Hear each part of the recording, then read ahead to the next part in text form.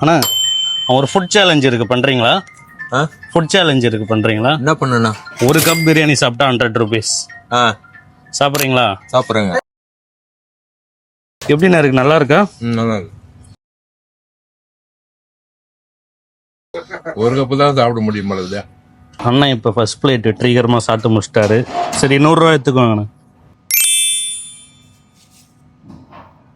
அடுத்த கப் சாப்பிட்றீங்களா? அடுத்த கப்பு சாப்பிட முடியாது.